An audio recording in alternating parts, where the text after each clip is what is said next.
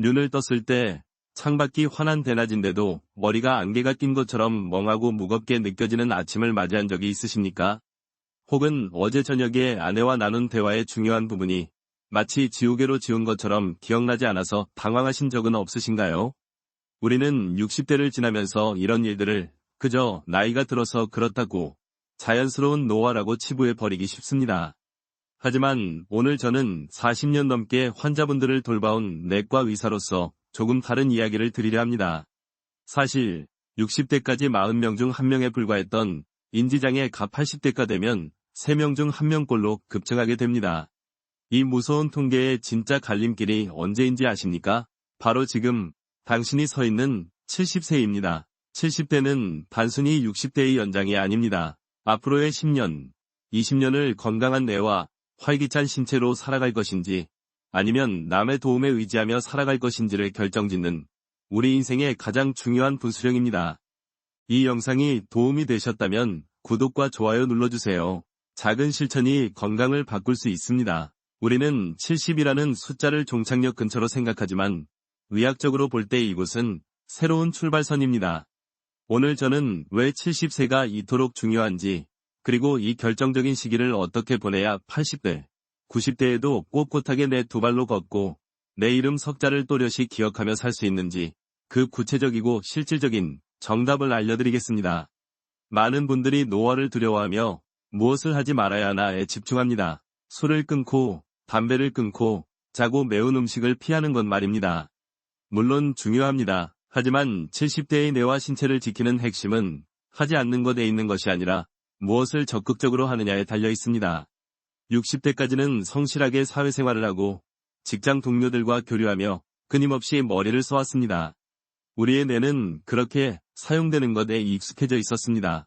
그런데 70대가 되어 은퇴라는 이름으로 그 모든 활동을 멈추는 순간 뇌는 길을 잃기 시작합니다. 매일 가야 할 곳이 없고 만나야 할 사람이 없으며 해결해야 할 문제가 없는 삶. 그것이 편안해 보일지 몰라도 사실은 우리의 전두엽과 해마를 급격히 쇠퇴시키는 가장 위험한 환경입니다. 근육을 쓰지 않으면 단 몇 주만 해도 근력이 사라지듯 뇌도 사용하지 않으면 순식간에 퇴화합니다. 그래서 70대에 어떻게 살았는지가 80대의 건강을 결정한다는 말은 과장이 아닙니다.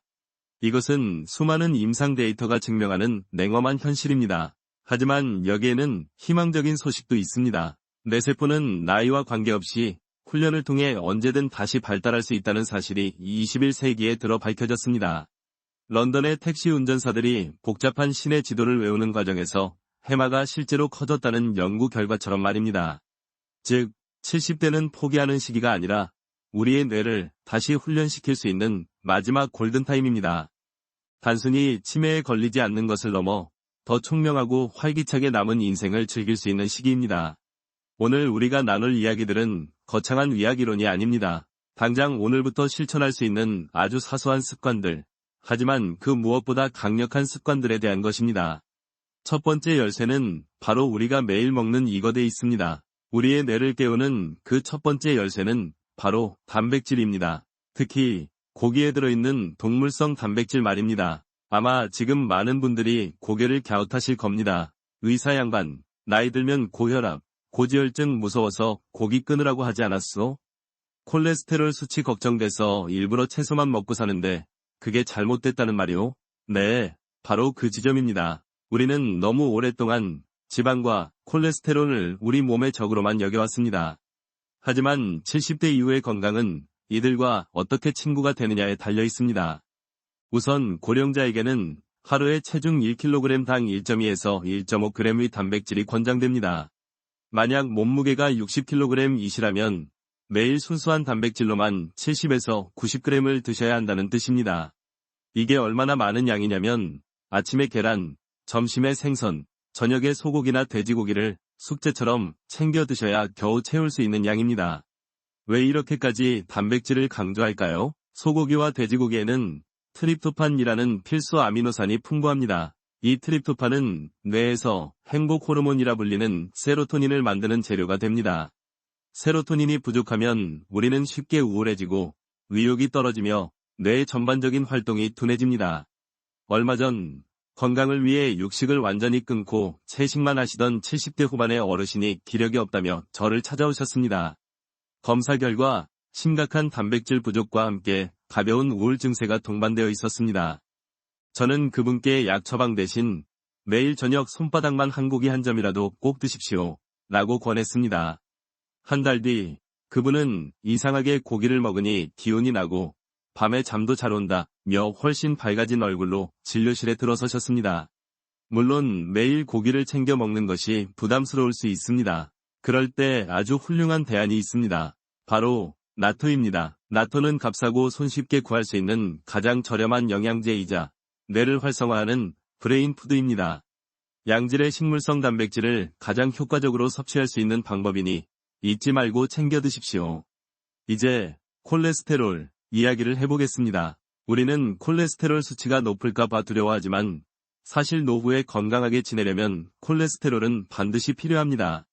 콜레스테롤은 우리 몸의 세포막을 구성하고 성호르몬, 특히 남성 호르몬인 테스토스테론을 만드는 핵심 재료입니다. 나이가 들수록 기력이 떨어지는 이유 중 하나도 이 호르몬의 감소와 관련이 있습니다. 더욱 놀라운 사실은 콜레스테롤이 뇌에서 세로토닌을 운반하는 중요한 역할을 맡고 있다는 것입니다. 여러 연구에서 실제로 콜레스테롤 수치가 적당히 높은 사람일수록 우울증에 걸릴 확률이 낮고 심지어 암에 걸릴 확률도 낮다는 보고가 있습니다. 콜레스테롤이 부족하면 면역세포를 구성하는 재료가 부족해지기 때문입니다. 물론 의학계에서는 여전히 지나치게 높은 콜레스테롤 수치가 동맥경화를 일으킬 수 있다고 경고합니다. 그 말은 사실입니다. 하지만 그 반대도 마찬가지로 위험합니다. 수치가 너무 낮아도 혈관이 약해져서 뇌졸중을 앓을 확률이 커집니다. 핵심은 균형입니다. 70대 이후의 건강은 무조건 피하고 보자는 금욕이 아니라 내 몸에 필요한 영양소를 골고루 채워주는 지혜에서 나옵니다. 좋은 고기와 콩을 두려워하지 마십시오. 오히려 무서워해야 할 것은 영양 부족입니다. 그리고 뇌를 지키는 또 하나의 놀라운 비밀은 아주 사소한 이 행동에 숨어 있습니다. 우리가 뇌를 지키기 위해 좋은 단백질과 지방을 섭취하는 것, 물론 아주 중요합니다. 하지만 아무리 좋은 음식을 앞에 두고도 그것을 제대로 씹지 못한다면 아무 소용이 없습니다. 오늘 제가 말씀드릴 두 번째 비밀은 바로 그 씹는 행위, 그 자체에 숨겨져 있습니다. 놀랍게도 우리가 그저 입이 심심해서 씹는 껌 하나가 우리의 기억력을 지키는 강력한 도구가 될 수 있습니다. 한 연구에 따르면 껌을 씹을 때 우리 뇌로 가는 혈류량이 눈에 띄게 증가했습니다. 특히 주목할 점은 기억의 사령탑이라 불리는 해마로 가는 피의 흐름이 아주 왕성해졌다는 것입니다. 이것은 단순한 우연이 아닙니다. 우리가 음식을 씹을 때 사용하는 턱 근육, 즉 깨물고는 뇌와 직접 연결된 3차 신경을 통해 뇌를 자극합니다. 뿐만 아니라 껌을 씹을 때 치아를 감싸고 있는 치주인대에 가해지는 압력 역시 뇌를 직접적으로 자극하고 활성화시킵니다. 씹는 행위 자체가 뇌에게 일어나, 지금 활동할 시간이야 라고 신호를 보내는 것입니다. 자, 그렇다면 반대의 경우를 생각해 보십시오. 만약 치아가 건강하지 못해서 제대로 씹을 수 없다면 어떻게 될까요? 뇌로 가는 이 중요한 자극이 매일 매 끼니마다 차단되는 것입니다. 이것은 생각보다 훨씬 심각한 결과를 초래합니다. 실제로 치아가 거의 없거나 20개 미만인 분들은 20개 이상을 건강하게 유지하고 있는 분들에 비해 인지장애가 발생할 확률이 1.85배나 높다는 충격적인 연구 결과가 있습니다. 저는 진료실에서 이런 안타까운 경우를 종종 봅니다. 잇몸이 아파서 혹은 틀니가 불편해서 몇 달간 죽이나 부드러운 음식만 드시던 어르신이 그 사이 부쩍 말수가 줄고 눈빛이 흐려지시는 것을 봅니다. 내가 필요한 자극을 받지 못하니 퇴화가 급격히 진행되는 것입니다. 그래서 저는 70대 환자분들께 항상 강조합니다. 어르신, 지금 돈이 좀 들더라도 임플란트나 틀니를 꼭 하셔야 합니다. 이것은 사치가 아닙니다. 단순히 맛있는 음식을 먹기 위함이 아니라 우리의 뇌를 지키기 위한 가장 중요한 투자입니다. 비싼 건강식품을 챙겨 드시는 것보다 당장 내 입으로 꼭꼭 씹어 먹을 수 있는 건강한 치아를 갖추는 것이 훨씬 더 시급하고 중요합니다. 뇌를 자극하기 위해서는 이 깨물근을 자주 그리고 힘차게 움직여야 합니다. 오늘부터 당장 주머니에 껌 한 통을 넣어 다니십시오. TV를 보실 때 혹은 산책을 하실 때 무설탕 껌을 씹는 습관을 들여보십시오. 마른 오징어 같은 질긴 음식을 가끔 간식으로 드시는 것도 아주 좋은 훈련입니다. 그리고 가장 중요한 것이 있습니다. 매일 세끼 식사를 하실 때 젊었을 때보다 10번 더 씹는다 는 마음으로 천천히 그리고 충분히 씹어서 삼키는 습관을 들이십시오. 무엇을 먹느냐만큼이나 어떻게 씹어 먹느냐가 중요합니다.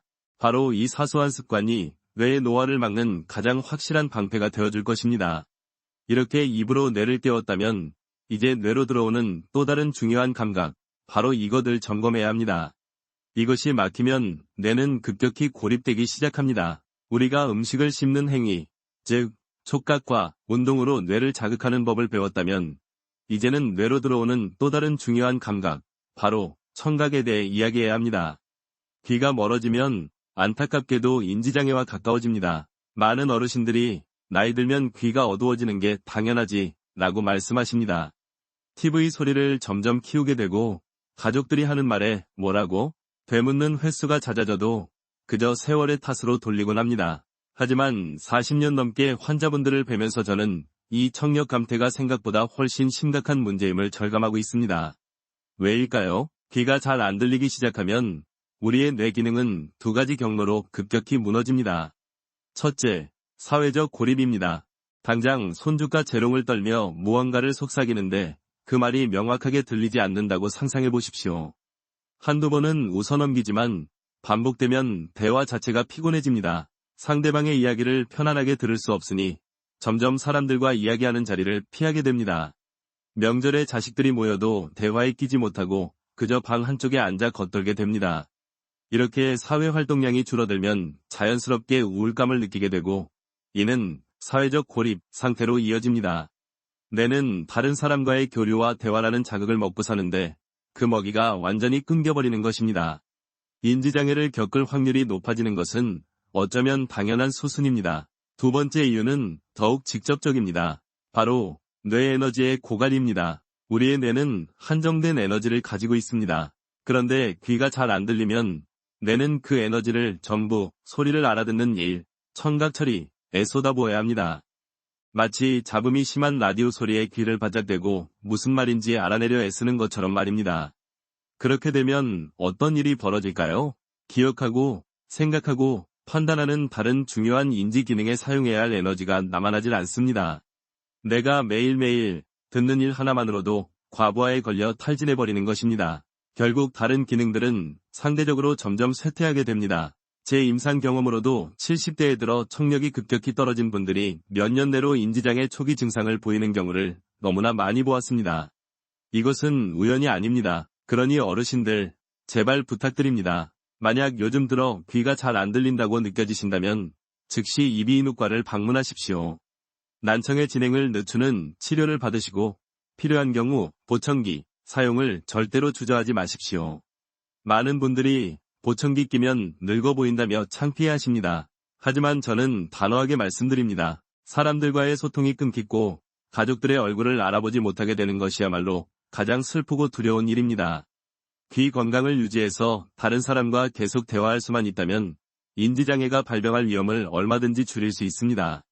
뇌로 들어오는 창문을 닫지 마십시오. 그리고 뇌가 스스로를 포기하게 만드는 더 큰 적이 우리 내면에 있습니다. 자, 이제 우리는 귀로 들어오는 소리의 창문을 활짝 열어두기로 약속했습니다. 뇌로 가는 자극을 지켜낸 것이지요. 하지만 많은 분들이 지금 속으로 이런 걱정을 하고 계실 겁니다. 의사 양반, 귀는 그렇다 쳐도 자꾸 깜빡깜빡하는 이 기억력은 어쩔 거요? 나이 탓이라 어쩔 수 없는 것 아니오? 오늘 저는 이 기억력 저하라는 것이 나이 탓이 아니라는 어쩌면 가장 충격적이고도 희망적인 말씀을 드리려고 합니다. 우리가 오랫동안 깁스를 하고 있다가 풀면 팔다리 근육이 순식간에 빠져버리는 것을 비사용 증후군이라고 부릅니다. 근육은 사용하지 않으면 즉시 퇴화합니다. 놀랍게도 우리의 뇌도 똑같습니다. 머리를 쓰지 않고 살면 뇌는 점점 퇴화합니다. 우리는 나이가 들면 의뢰 기억력이 떨어진다고 체념하듯 받아들입니다. 하지만 과학적으로 밝혀진 바에 따르면 순수한 뇌의 기억 기능 자체는 75세 정도까지는 크게 떨어지지 않습니다. 제 진료실에 오시는 70대 어르신들 중에도 여전히 신문 기사를 통째로 외우시거나 복잡한 계산을 순식간에 해내시는 분들이 계십니다. 그렇다면 무엇이 문제일까요? 왜 우리는 자꾸 깜빡깜빡하는 것일까요? 답은 간단합니다. 75세 이전에 급격히 떨어지는 것은 기억력이 아니라 기억하려는 의지입니다. 한 가지 흥미로운 실험이 있습니다. 청년층과 노년층에게 같은 것을 외우게 하면 평범한 상황에서는 기억력에 큰 차이가 없었습니다. 그런데 실험 전에 나이 든 사람은 원래 기억력이 나쁩니다. 라는 선입관을 살짝 심어주자 노년층의 의욕이 떨어지면서 기억력까지 현저하게 저하되었습니다. 스스로 나는 이제 늙어서 안 돼 라고 생각하는 순간 우리의 뇌는 정말로 작동을 멈춰버리는 것입니다. 어르신들, 한번 솔직하게 스스로에게 물어보십시오.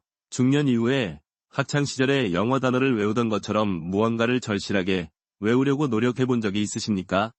아마 대부분 없으실 겁니다. 젊었을 때는 시험을 통과하기 위해 업무를 처리하기 위해 필사적으로 외웠습니다. 하지만 이제는 그럴 필요가 없어졌지요.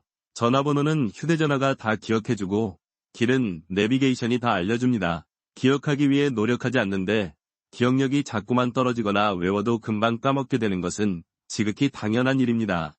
사용하지 않는 기억력도 당연히 쇠퇴합니다. 이것은 나이 탓이 아니라 훈련 부족 탓입니다. 하지만 의사 양반, 뇌세포는 늙으면 죽는 것 아니오?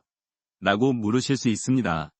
그것은 20세기까지의 낡은 상식이었습니다. 21세기에 들어 뇌과학은 놀라운 사실을 밝혀냈습니다. 뇌세포는 나이와 관계없이 언제든지 심지어 80대, 90대에도 훈련을 통해 새로 늘어날 수 있습니다.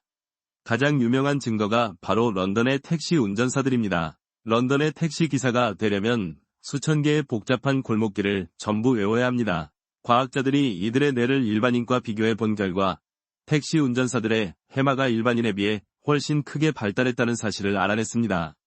기억하고 기억한 내용을 끄집어내는 작업을 매일 반복하는 동안 해마의 신경세포가 실제로 늘어나고 커진 것입니다.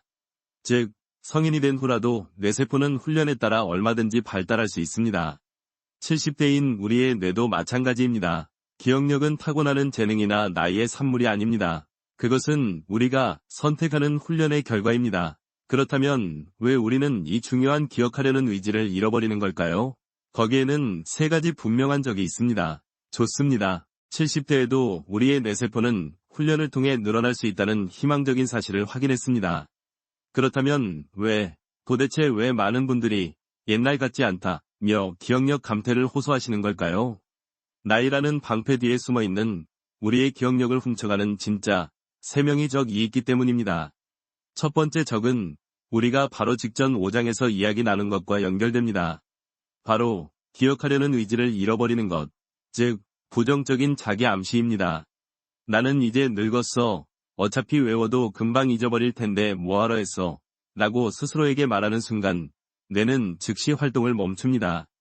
젊었을 때는 어떻게든 기억해내려고 했었지만 중장년이 되면 대부분 기억하려는 습관과 멀어집니다. 그래놓고는 옛날에는 기억력이 좋았는데 하면서 과거를 그리워하면 나이 탓만 합니다. 이 부정적인 자기 암시야말로 백해무익한 가장 무서운 첫 번째 적입니다. 기억력을 떨어뜨리는 두 번째 적은 극심한 스트레스입니다. 특히 우리 70대는 인생 최대의 스트레스와 맞닥뜨리는 시기입니다. 정년 퇴임으로 인한 사회적 지위의 상실, 각종 질환으로 인한 건강의 위협, 그리고 무엇보다 배우자와의 사별입니다. 저는 진료실에서 평생을 함께한 아내를 먼저 떠나보낸 70대 남성 환자분이 그 충격으로 불과 몇 달 만에 기억이 흐릿해지고 멍한 상태가 되는 경우를 여러 번 보았습니다. 이것은 감정의 문제만이 아닙니다. 인생 최대의 스트레스가 우리 뇌에서 기억을 담당하는 해마에 직접적인 손상을 입힌 것입니다. 극심한 슬픔과 불안이 뇌세포를 물리적으로 파괴할 수 있다는 것은 이미 의학적으로 증명된 사실입니다. 스트레스는 조용히 기억력을 갉아먹는 적입니다. 노후의 기억력이 떨어지는 마지막 세 번째 이유는 생물학적 변화입니다. 이것은 우리가 인정하고 대처해야 할 부분입니다. 중년 이후에는 남성 호르몬, 즉 테스토스테론이 감소합니다. 우리는 흔히 이 호르몬을 정력 과만 연관짓지만 사실 이것이 기억력 저하와 깊은 관계가 있다는 사실은 의외로 모르는 분들이 많습니다.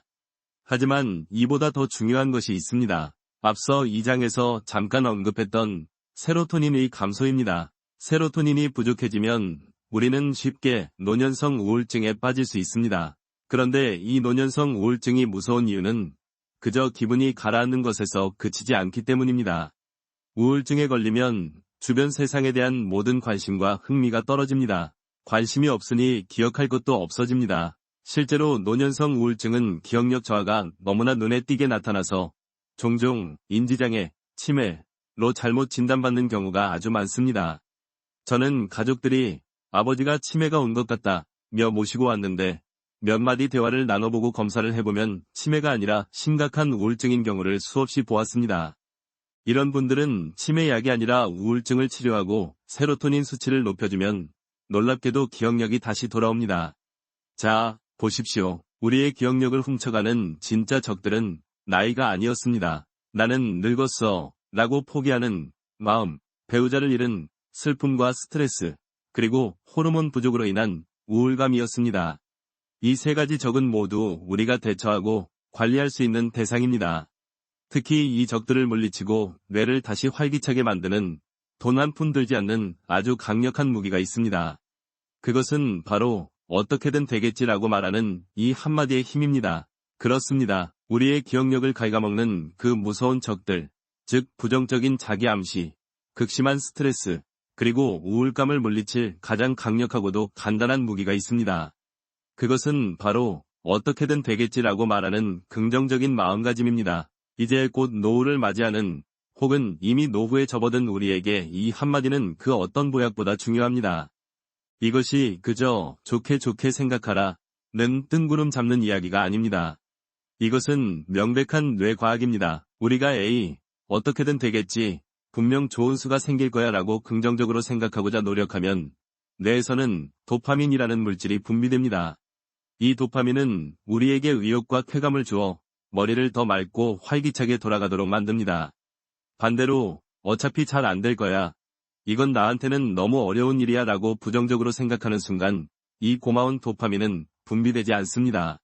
뇌가 스스로 작동을 멈춰버리는 것입니다. 70대에 들어서도 뇌를 계속 활발하게 사용하고 싶으시다면 이 어떻게든 되겠지라는 긍정적인 사고를 의식적으로 습관화하셔야 합니다. 제 진료실에 오시는 분들 중 유난히 걱정이 많은 분이 계십니다. 자식 걱정, 건강 걱정, 노후 자금 걱정, 늘 불안해하십니다. 그런 분들께 저는 약 처방보다 이 말씀을 먼저 드립니다. 어르신, 지금 당장 해결 못할 걱정은 잠시 잊으셔도 괜찮습니다. 하지만 불안과 분노에 휩싸였을 때 마음을 다스리는 것이 말처럼 쉽지 않지요. 그래서 여기 불안감을 즉각적으로 잠재우는 가장 간단하고 효과적인 방법이 또 하나 있습니다. 바로 좋아하는 음식을 맛있게 먹는 것입니다. 다들 경험으로 아시겠지만 사람은 정말 맛있는 음식을 입에 넣고 그 맛을 음미하면서 동시에 화를 내거나 불안해할 수는 없습니다. 맛있는 음식이 주는 그 순수한 즐거움이 뇌의 편도체 흥분을 가라앉히고 우리를 현재의 행복감에 집중하게 만들기 때문입니다. 이 대목에서 많은 분들이 또 반문하십니다. 의사 양반, 혈압 높다고 짠 거 먹지 말라며? 콜레스테롤 수치 무서워서 계란 노른자도 피하고 고기도 참고 있는데 이제 와서 맛있는 음식을 마음껏 먹으라고? 바로 그겁니다. 70대 노후의 건강을 챙긴답시고 내가 정말 먹고 싶은 음식을 억지로 스트레스를 받아가며 참는 행위는 오히려 우리의 뇌와 정신 건강에 심각한 부정적인 영향을 미칩니다. 혈압이 걱정되어 맛있는 국물 한 숟갈을 거부하고 콜레스테롤이 무서워 고기 한 점을 마다하는 그 스트레스가 어쩌면 음식 그 자체보다 뇌를 더 해칠 수 있습니다. 물론 무엇이든 정도 위 문제입니다. 과식이나 폭식을 하라는 말씀이 절대 아닙니다. 하지만 적절한 균형이 중요합니다. 먹는 즐거움은 뇌가 스트레스를 이겨내게 하는 가장 원초적이고 강력한 보약입니다. 이 즐거움을 포기하지 마십시오. 이렇게 마음과 뇌의 피로를 풀었다면 이제 우리 몸의 피로, 즉 육체의 피로에 대해서도 알아봐야 합니다. 나이 들수록 쉽게 지치는 이유, 그 답은 의외로 이것이 부족하기 때문입니다. 7장에서 우리는 먹는 즐거움으로 마음의 피로를 푸는 법을 배웠습니다. 하지만 많은 분들이 마음은 그런데 몸이 따라주질 않아 라고 하소연하십니다. 맞습니다. 나이가 들면 젊을 때보다 쉽게 지칩니다. 그 피로의 원인은 단순히 수분이나 단백질이 부족해서일 수도 있습니다. 하지만 70대에 접어든 우리에게는 그것보다 훨씬 더 무서운 피로의 원인이 있습니다. 그것은 바로 움직이지 않는 것 그 자체입니다. 여기 아주 충격적인 연구 결과가 하나 있습니다. 75세 이상의 어르신이 단 2주간, 딱 2주 동안만 누워있거나 거의 움직이지 않으면 그동안 7년간 꾸준히 움직이면서 쌓아왔던 근육이 사라진다는 것입니다.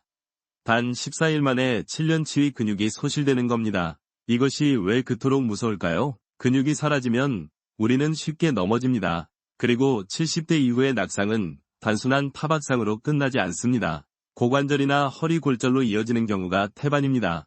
그렇게 한번 자리에 눕게 되면 다시는 일어나지 못하고 누군가의 돌봄이 필요한 상태로 넘어가게 될 확률이 매우 높습니다. 이것이 끝이 아닙니다. 고령자가 운동량이 부족하면 입맛부터 떨어집니다. 식욕이 없으니 이 장에서 강조했던 그 중요한 단백질 섭취가 줄어들고 자연히 영양 부족 상태에 빠지게 됩니다. 영양이 부족하니 기력이 없고 기력이 없으니 더 움직이기 싫어지는 이 끔찍한 악순환이 시작되는 것입니다. 그래서 저는 환자분들께 이렇게 말씀드립니다. 어르신, 귀찮아도 무조건 움직이셔야 합니다. 거창한 운동을 하라는 것이 아닙니다. 그저 하루에 한 번은 반드시 방 밖으로 나가서 햇볕을 쬐는 습관을 들이라는 것입니다. 많은 분들이 햇볕을 뼈 건강에 좋은 비타민 D 정도로만 생각하십니다. 하지만 70대에게 햇볕은 그보다 훨씬 더 중요한 위욕과 수면의 열쇠입니다. 햇볕을 쬐는 습관은 그 자체로 사람을 젊게 만듭니다. 우리의 위욕과 밀접한 관계가 있는 뇌속물질, 바로 그 세로토닌은 빛을 받을 때 다량 생성되기 때문입니다. 혹시 고민이 있거나 우울할 때 방 안에 혼자 틀어박혀 있으면 기분이 점점 더 가라앉는 것을 경험해 보셨지요? 하지만 그럴 때일수록 억지로라도 밖에 나와 햇볕을 받으면 이상하게도 기분이 가벼워지고 밝은 기분을 되찾게 됩니다. 내 속에서 세로토닌이 다시 일을 시작한 것입니다. 그런데 진짜 마법은 밤에 일어납니다. 이렇게 낮에 햇볕을 받아 만들어진 세로토닌은 밤이 되면 멜라토닌이라는 호르몬으로 변신합니다. 이 멜라토닌이 바로 우리가 그토록 원하는 수면 호르몬입니다. 유독 고령자가 되면 잠이 얕아지고 새벽에 일찍 깨는 불면증을 호소하는 분들이 많습니다. 그 이유가 무엇이겠습니까? 나이가 들수록 이 멜라토닌이 줄어들기 때문입니다. 하지만 우리는 이 멜라토닌을 자연적으로 보충할 수 있습니다. 바로 낮에 햇볕을 쬐는 것입니다. 낮에 세로토닌을 충분히 만들어두면 밤에 멜라토닌이 풍부하게 생성되어 숙면을 취하게 됩니다. 잠을 잘 자니 불안감도 사라지고 우울증도 예방됩니다. 일부러 의자에 앉아 선탠을 하실 필요는 없습니다. 그저 하루 종일 방 안에만 있는 것을 피하고 낮에 밝은 빛을 받는 습관을 들이는 것. 이것만으로도 70대의 건강을 지키는 매우 효과적인 방법입니다. 70대가 되면 이 밖으로 나가는 습관만큼은 절대로 잃어서는 안 됩니다. 하지만 이렇게 밖으로 나가려면 이유가 있어야겠지요. 그 이유가 바로 이것입니다. 8장에서 우리는 밖으로 나가 햇볕을 쬐고 몸을 움직여야 할 이유, 즉 생존을 위한 이유를 확인했습니다.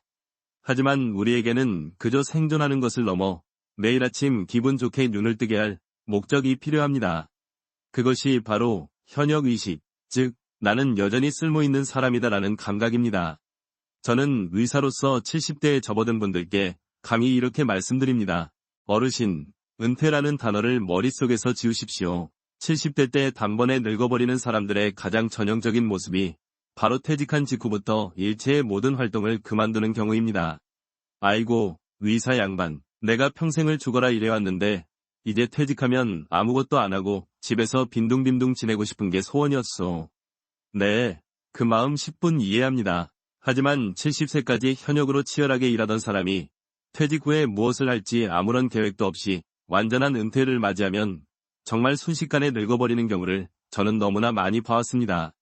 왜 그럴까요? 앞서 8장에서 비사용 증후군으로 근육이 빠지는 것을 말씀드렸지요. 직장에서 일할 때는 그저 책상머리에 앉아있는 지루한 업무라 할지라도 우리는 통근을 위해 걷고 사람들을 만나러 이동하며 생각보다 몸을 많이 사용하고 있었습니다. 그런데 퇴직하고 나서 집에만 틀어박혀 있으면 불과 1개월 정도만 지나도 운동 기능이 상당 부분 저하되기 쉽습니다. 하지만 몸보다 더 심각한 것은 뇌입니다. 일을 하고 있을 때는 싫든 좋든 매일 새로운 문제에 부딪히고 다른 사람들과 의견을 조율하며 의사소통을 해야 했습니다.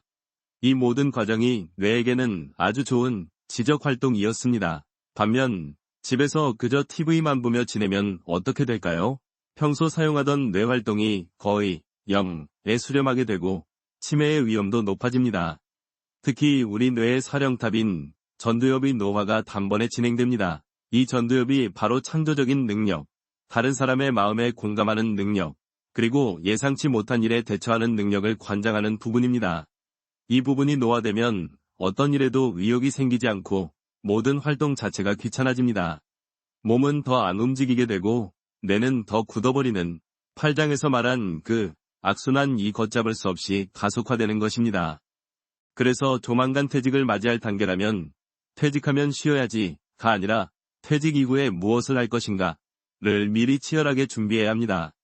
일단 좀 쉬었다가 생각해보겠다는 분들치고 게으른 생활 습관에 휩쓸려 다시 활기를 되찾는 분은 거의 보지 못했습니다. 70대에도 우리의 신체 기능은 비교적 건강합니다. 하지만 전두엽의 노화는 이미 40대부터 진행되고 있었다는 사실을 기억해야 합니다. 물론 사회와 관계를 맺는다는 것이 꼭 돈을 버는 일이어야만 하는 것은 아닙니다. 동네 반상회의 임원이나 아파트 관리조합의 임원도 좋습니다. 뜻이 맞는 친구들과 취미 모임을 만들어 총무 같은 직무를 맡는 것도 훌륭합니다. 자원봉사 활동도 아주 좋은 선택지입니다. 핵심은 이것입니다. 누군가와 협동하는 것, 누군가에게 도움이 되는 것, 그리고 누군가 나를 필요로 한다고 느끼는 것. 이 감각이야말로 70대를 지나 80, 90대까지 현역의식을 유지하게 하는 가장 큰 힘입니다. 70대에는 은퇴가 아니라 평생 해온 일에 1막을 내리고 새로운 2막을 여는 시기여야 합니다. 그리고 이 2막의 무대는 종종 가장 가까운 곳, 바로 가정에서 시작됩니다. 9장에서 우리는 현역의식을 잃지 않는 것이 70대 뇌 건강에 얼마나 중요한지 이야기했습니다. 퇴직 후에도 사회와 관계를 맺고 누군가에게 필요한 존재가 되는 것 말입니다. 하지만 70대에 우리가 맞이하는 또 다른 거대한 제2위 현장이 있습니다. 바로 가정입니다. 이곳에서의 조화, 즉 화목한 가정을 이루는 것은 뇌 건강과 직결되는 아주 현실적인 문제입니다. 평생 바깥일만 하던 남편이 은퇴 후 하루 종일 집에 머무르게 되는 것. 이것은 남편 본인에게도 큰 삶의 변화지만 사실 아내에게는 엄청난 스트레스의 시작일 수 있습니다. 삼시세끼를 챙겨야 하는 부담부터 사소한 생활 방식의 충돌까지 화목한 가정을 위한 70대의 정답은 이 냉엄한 현실을 인정하고 서로의 역할을 재정립하는 것에서 시작됩니다. 그래서 저는 남편분들께 3가지를 제안합니다. 첫째, 아내에게 혼자만의 시간을 선물하십시오. 그 시작은 아주 간단합니다. 점심은 자급자족할 것. 매일 남편의 점심 식사를 챙겨야 한다면 아내는 낮에 친구를 만나러 가거나 개인적인 용물을 볼 수가 없습니다.